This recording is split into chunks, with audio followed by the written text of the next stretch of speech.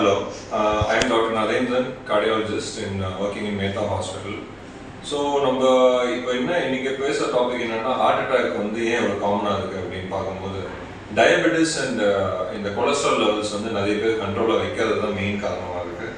So இந்த diabetes இருக்கும்போது என்ன ஆகும்னா கொலஸ்ட்ராலும் கூடயே சேர்ந்து அதிகமாகுது. For example triglycerides, LDL, HDL கம்மியாகும். ஹெச்டிஎல்ன்றது குட் கொலஸ்ட்ரால், எல்டிஎல்ன்றது பேட் கொலஸ்ட்ரால்.